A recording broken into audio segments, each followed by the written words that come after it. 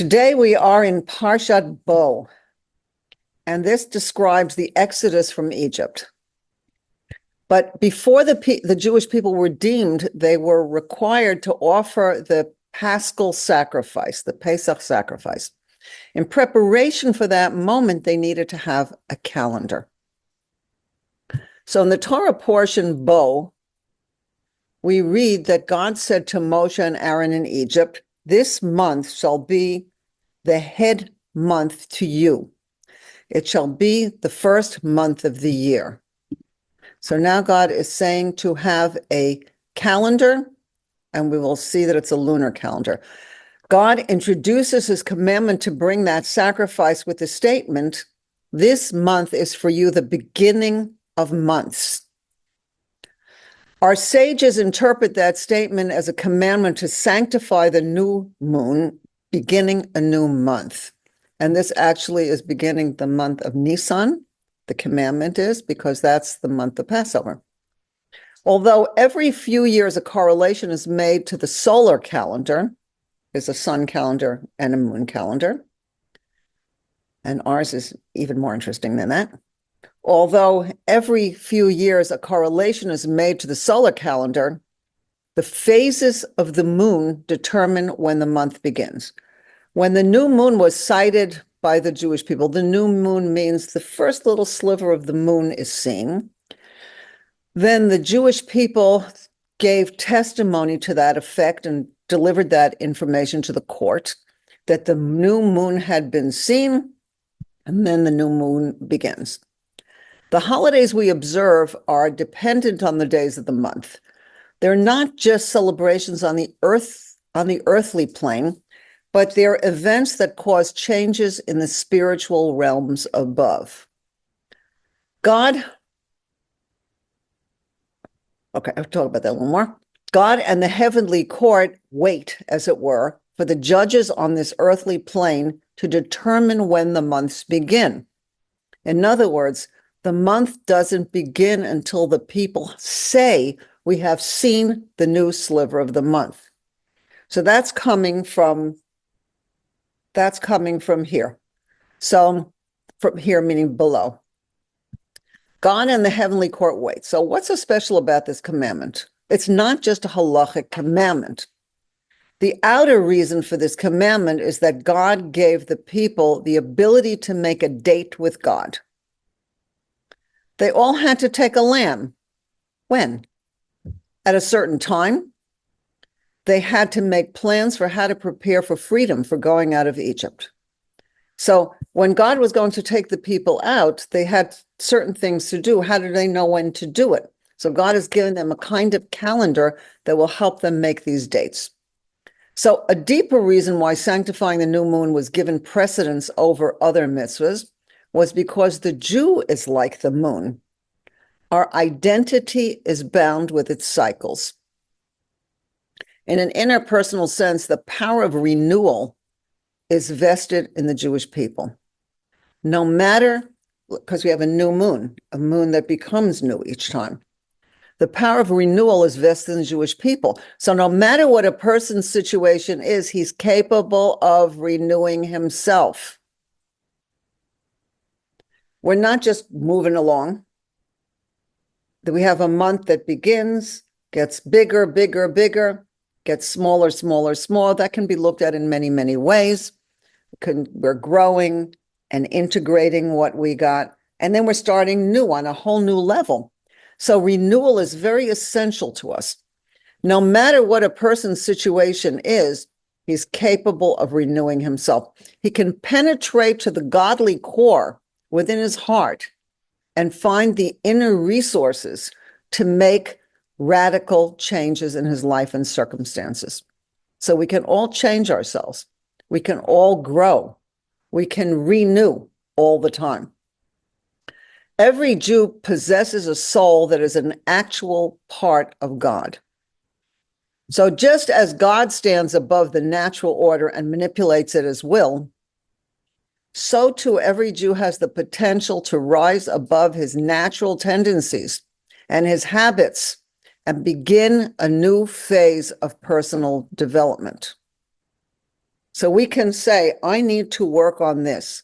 I'm going to begin new with this.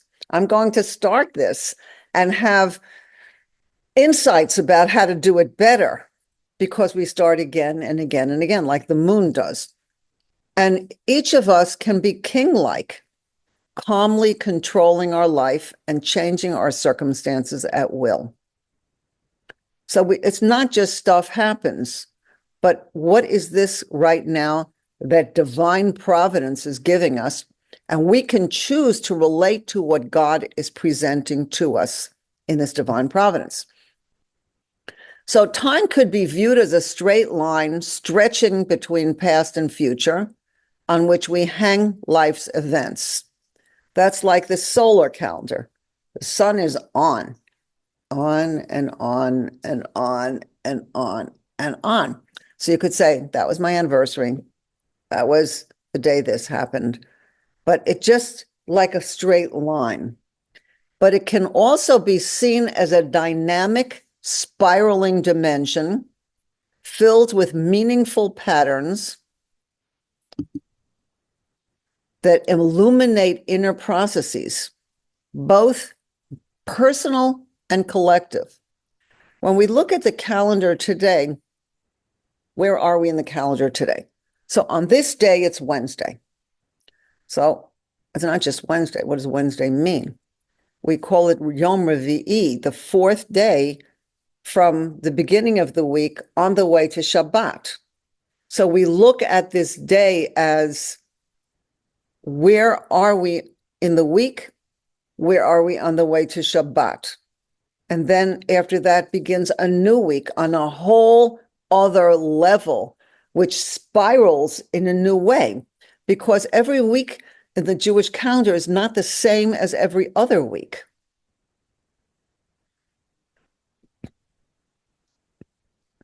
So much to say about that, but so much to say about that. I mean, different psalms were said in the temple on different days. Different things happen every day. Different things depend. It shows us where we are in the calendar.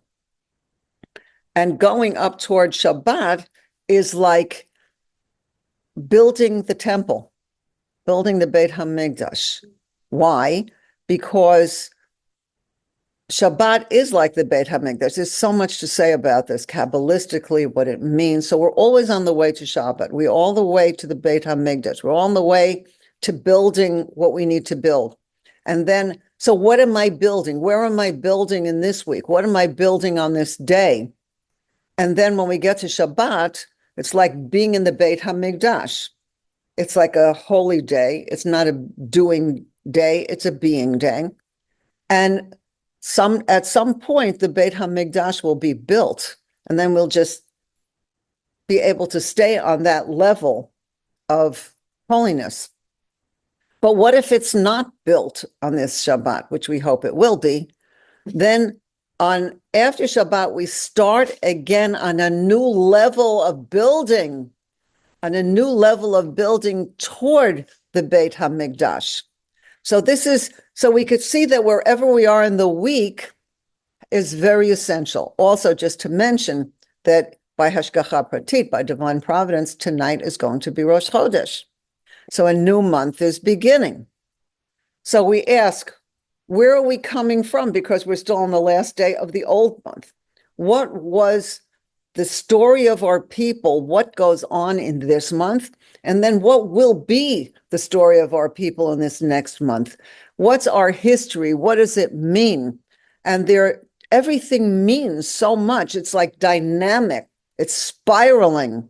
And it has patterns. Where are we in the year? Actually, this coming month, Shvat, will be the New Year of the Trees, which has a lot of halachic meaning. So there's so much going on. And these processes have to do with who we are, where we are, what we do, also where our people are and what we have been doing. There's so much to say.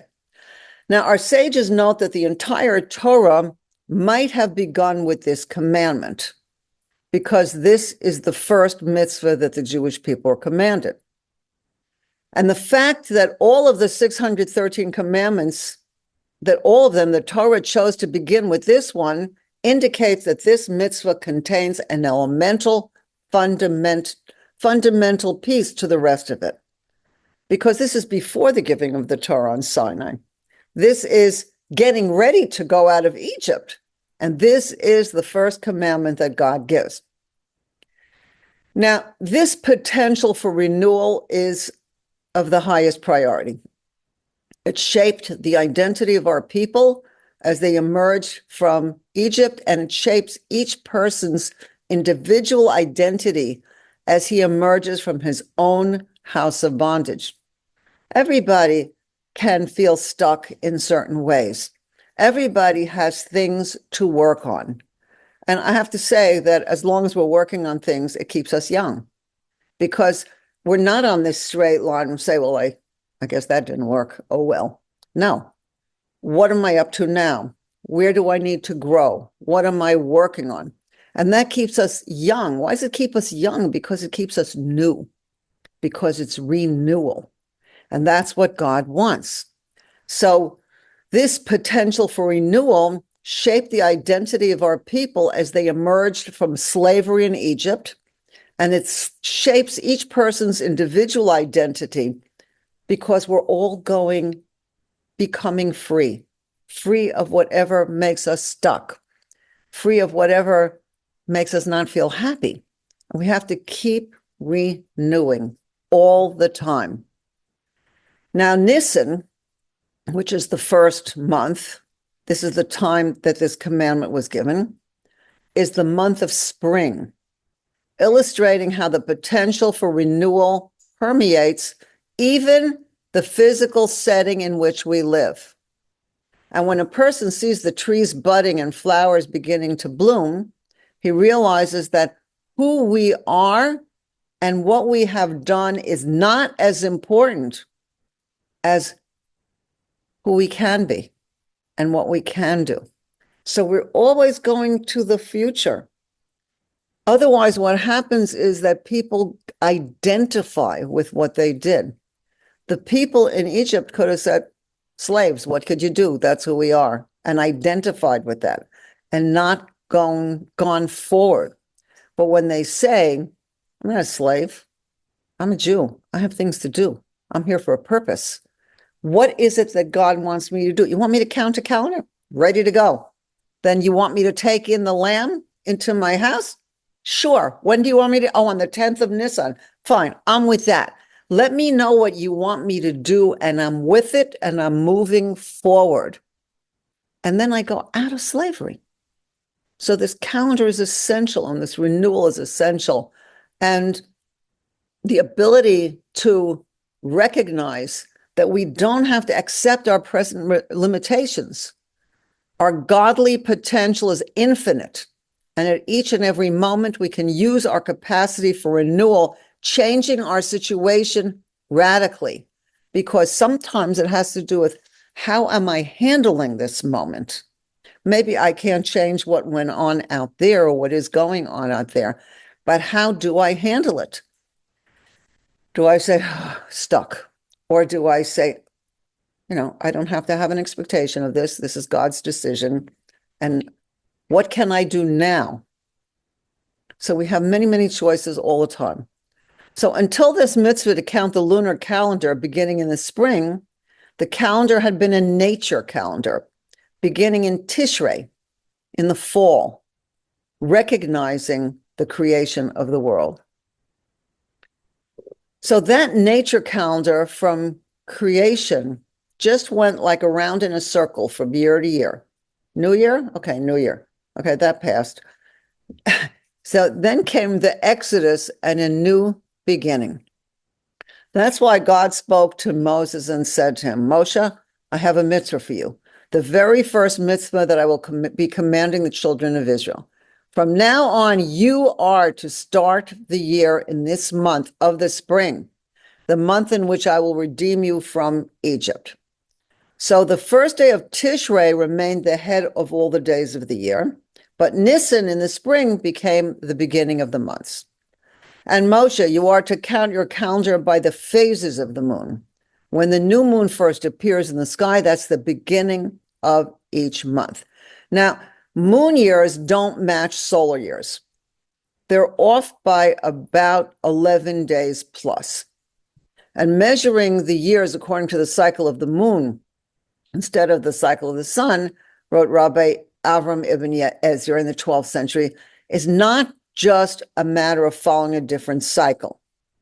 The Muslims have a cycle of the moon, so that 34 lunar years will complete in 33 solar years.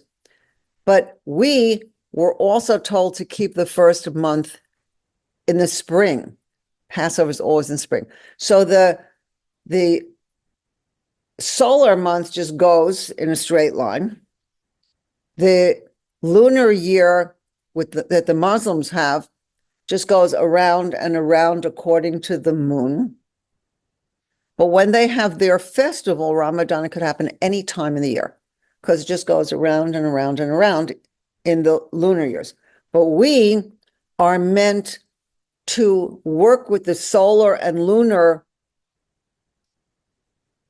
times so that they work together. And Nisan, when we have Pesach, is always, always in the spring. So we are not just keeping a cycle, we determine it. In other words, when we say this is going to be when this new month starts, we are making a change. And there's ways that we do this. In other words, according to Rabbi Ibn Ezra, if Moses had asked God, how exactly are we to solve this puzzle of working with the lunar and the solar years, God would have replied, that's just the point. I'm leaving it to you. Now, this is really interesting that God is saying, not only am I running the world and my divine providence, but you are making decisions about how things happen. So we see that Shabbat comes from God, but all the holidays come from us because of how we work with this calendar. So we decided that once in a while we'll add another month to the year so as to push Passover back to its place in the spring. And that's when we add the extra month of Adar. When is that once in a while? Whenever we, the Jewish Supreme Court, which represents the people, determines. So when the people say, uh-oh, it's getting too late in the year or too early in the year, then they work with this leap year of adding an Adar to keep it properly centered in the spring. So all the heavenly court come to the Holy One, blessed be he, and they say, when is Rosh Chodesh? When is Yom Kippur? And he answers them, why are you coming to me when I've already placed this in the hands of the children of Israel? Let's all go to the earthly court and see what they decided.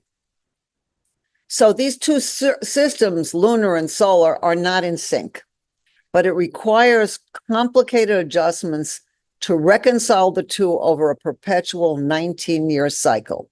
In a 19-year cycle, then it works on the same day. So when somebody has a birthday, every 19 years, your Hebrew birthday and your English birthday should be on the same date because that's when the sun and the moon come together. So why was it so significant that it had to be commanded that this first mitzvah was given now in Egypt? Why at this dangerous and intense moment did God say, this is what you're going to do? First commandment to keep this calendar. The Hebrew word for Egypt is Mitzrayim, from the word Metzar, which means narrow and constricted. In leaving Egypt, the Jewish people were going from a place of narrowness to expansion, from a bounded country to an endless open desert, from slavery to freedom. And that entails a major shift in thinking, which is necessary to cultivate both individual and relationship potential. This is very important. For us to change, for us to go out of slavery, we have to stop thinking of ourselves as slaves. It's very important. Many times, I'm sure we have heard people say, well, that's the way it is, or that's who I am. No, Not that's who I am. Like you're always late, you're always tired, you're always this, or you're always that. Saying, well, that's the way it is. That is not Jewish thinking. We have to say, apparently I need to work on this. How can I improve this? How can I change this? Because that's not who I want to be. That's not how I want to do it. I have to change my habits. Now, Jewish mysticism teaches us that the differences between the sun and the moon are not just physical, but spiritual. And this polarity is not just about being male or female, but these energies and qualities are present in everyone. The characteristics of masculine energy, like the sun, are top down and the sun is like always going strong. And this is the characteristics of masculine energy, like the sun, are top down proactive. I'm getting this done. The predominant energy is to decisively and quickly impose external solutions. I got to get this done. I'm moving on it. Sun is shining. Let's go, team. And this is practical and important in taking action. That's a good thing. The characteristics of feminine energy, like the moon, we're considered moon people, but we have to use feminine and masculine to integrate the two calendars properly. The feminine energy, like the moon, is bottom up and receptive. We receive from the light of the sun. When feminine energy interacts with the world, it sees potential. By cultivating, building, and revealing innate qualities, it engenders transformation. And this feminine energy brings support, healing, and caring. Now, both masculine and feminine energies are equally dynamic and vital, and we need access to both ways of being. Now, the lunar feminine energy has strength in being, and the solar masculine energy has strength in doing. Now, we need to have both. In order to have healthy living, we have to have being and doing. We don't want to just be do. Otherwise, we fall into bed and we're exhausted. We have to give ourselves time to sit down, have a cup of tea, a quiet moment of being. It's very essential. And then we know what we're doing. Otherwise, we don't know what we're doing. We're just running around doing stuff. So this being and doing have to come together. And what that means is that we have to know when to receive and when to give, because receiving is feminine, lunar, and when to give. And the truth is that if we are unable to receive, it makes it very hard to give. We have to take in, receive, and then we understand, what did I just get from that? Aha. And then I have more to give. We receive from the one God, but we're also here to connect and bring godliness into the world through our learning and action. So God wants us to receive. We learn Torah. We have to take it in. What did I just understand from this? What am I going to do with this? Aha. And then I can bring this out into the world. To be a free and fully functioning person, but we need to know when to be what. We have to have that right balance to know when to be and when to do. Now, in the extreme, see, this is also what it means to use both sun and moon. Because if you're just a receiver or just a giver or a doer or a beer, that doesn't work. In the extreme, masculine energy is tyrannical.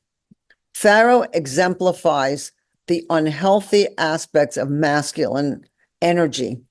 And he saw things like in an either or, black or white proposition. He reduced reality to one dimension, just my way. And that kind of thinking will defend distorted and warped viewpoints completely. And that kind of stubbornness is dangerous to relationships. So when it's extreme, it's like it's just all about me. That's a narcissistic behavior. Don't tell me what you want. Who are you anyway? All that counts is me. So that's that person who's doing and solar to the extreme. And that's not really called giving because it's just about me. You're not really giving to anybody. Now, similarly, feminine energy in its unhealthy extreme creates submissiveness to the extent where such a person can't act or think on his or her own, and thus doesn't even have a point of view. So being submissive to the point, say whatever you want, whatever you want, whatever you want, and then you say, what do you want? Me? So that doesn't work either.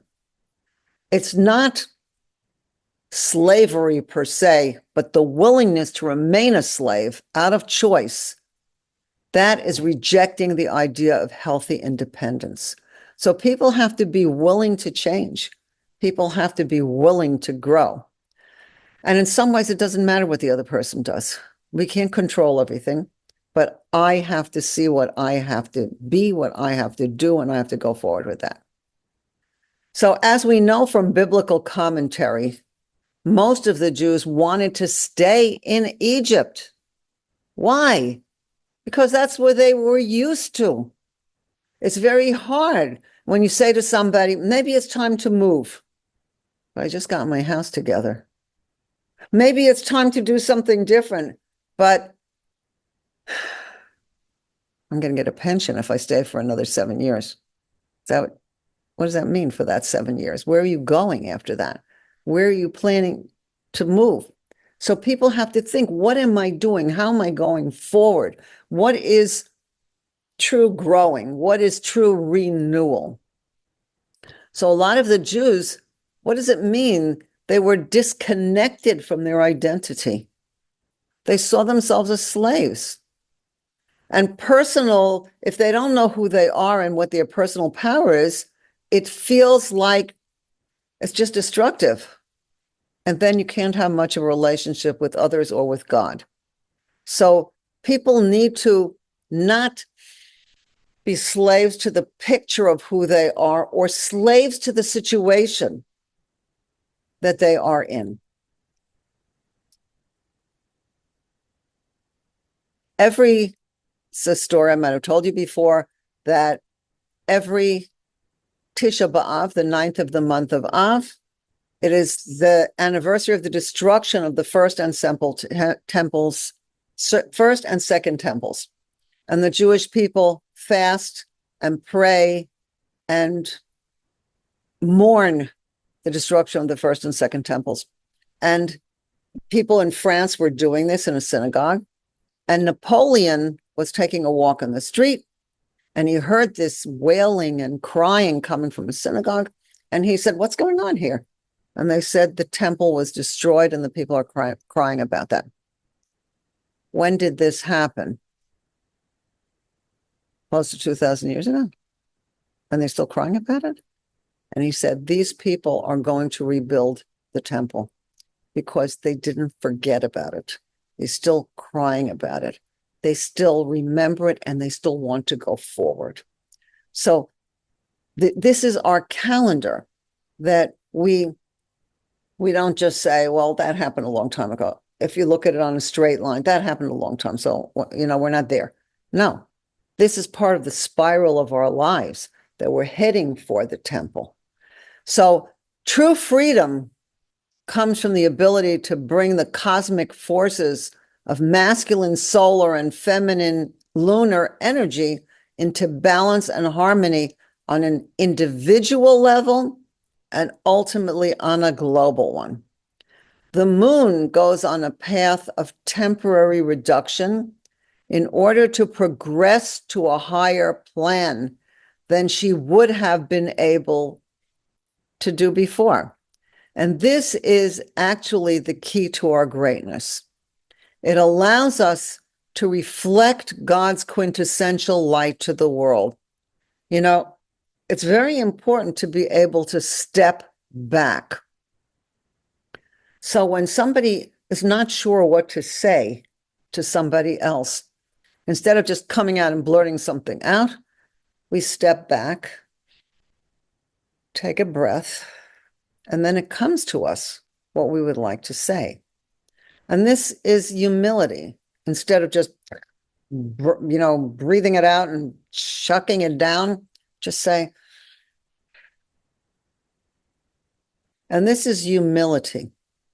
And this humility, which is the moon, which is feminine, erodes the self-conscious identity and uncovers a more God-conscious identity. Like the moon in its descent, the Jewish nation will seem to disappear in exile, but the disappearance is only the sign of a new and more essential light that will shine through them.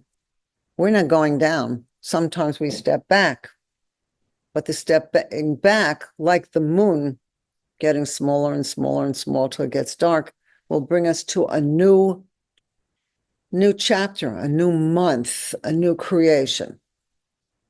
Like the cycle of the moon, disappearing is an organic step in the process of growth and rebirth. We see that when you plant a seed, the seed has to kind of just until it's not there anymore. Then it goes into the earth and comes up again. So this disappearing is okay. We don't have to be afraid of that. When the ego is forced to relinquish control, there is the opportunity to become a more transparent partner with God. Being humble and losing my old self-definition is the first step to discovering a new one. Being tasked with a light unto the nations calls for a balancing act that awakens us to the full power of our being, realizing the richness of relationship potential and creating the joining of heaven and earth. Now, this commandment took place in ancient Egypt, where the cycles of nature, the flooding of the Nile, the growth of the crops, all were determined by the predictable movements of the constellations. They expected the Nile to flood because it always did at that time, nature. So it was in Egypt and in all the ancient civilizations. Each person was born into a situation, caste, and in a place in his culture. He couldn't change this. If he was a slave, there was nothing to do. If he was a ruler, that's who he was. He was ruled by the circle that put him where he was. Then we were placed above the cycle of time, beyond just going around and around. Now we became free. This very first mitzvah was the basis of all of the others. This was a command not to obey like robots, but to take charge of our own world. This command liberates and empowers. It was a commandment to get beyond fate and to take our destiny into our own hands. The Hebrew language says that a year in Hebrew is Shana. A month is Chodesh. Shana means something that repeats itself again and again, a cycle. Chodesh means new. The sun goes around and around, but the moon renews itself.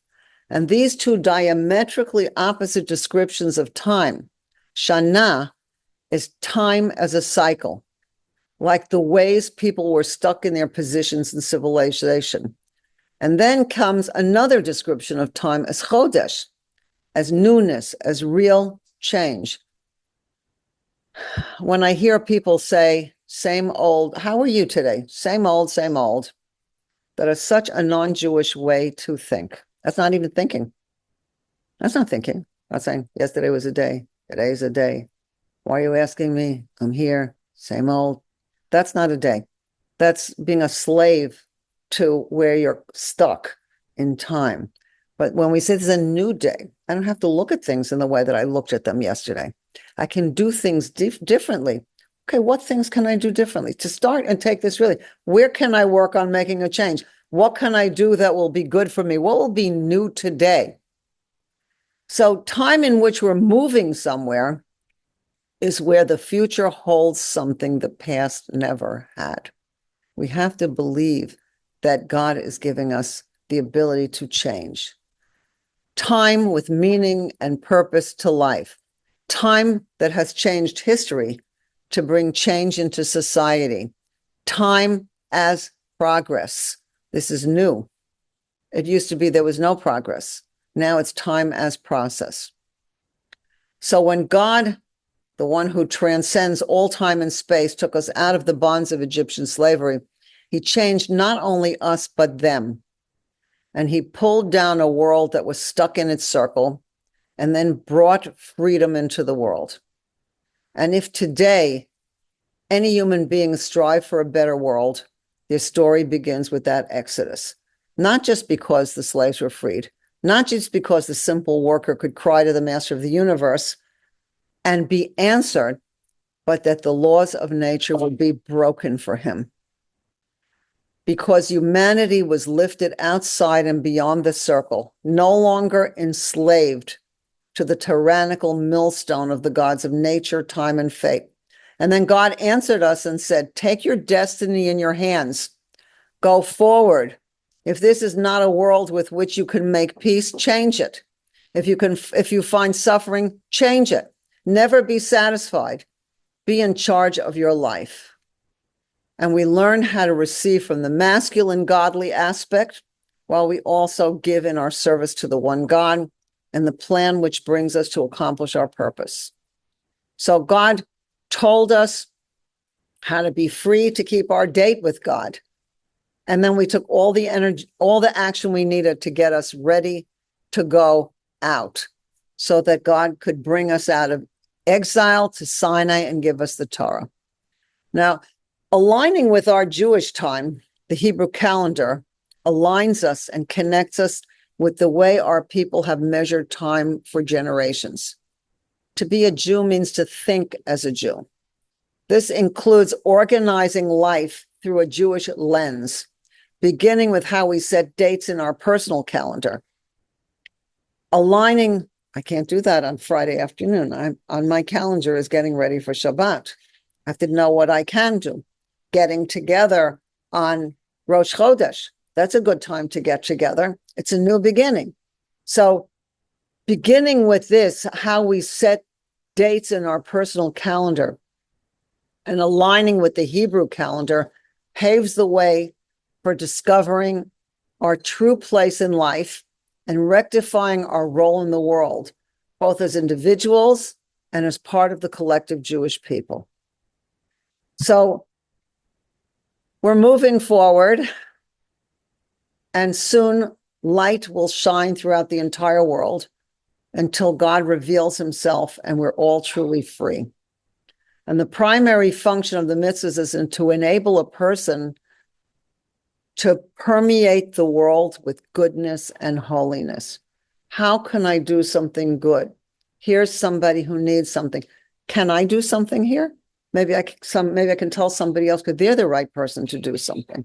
So is there something for me to do here? Not just, that's not on my calendar. Because it's always being new. So this is the overall theme of the commandment to sanctify the new month. The court sanctifies a certain day and declares it to be Rosh Chodesh, the beginning of the month, not an ordinary working day, and one which establishes when the holidays will be celebrated. So here we are, going new. Tonight will be Rosh Chodesh. Sometimes it's, is there anything I can do on this day? This is the last day of the month. Is there something I need to do? And there's so much to speak about what the month means and what we could do and what are the talents of that month. But if there's, I remember one time there was something I wanted to do for a few years and I didn't do it. And then it was the last day of the month. And I said, I could still do this month. I don't have to wait another month, another year. I said, okay, now's the time. That's our renewal. What can I do today? Because this is the end of this month. And then tomorrow's a new month. What would I like to do in this month? What would I like to do in this day? How can I go forward? So may God bless each and every one of us. to do what we're here to do, and to see ourselves as new, and more to think in a Jewish way to bring true life and meaning into the world.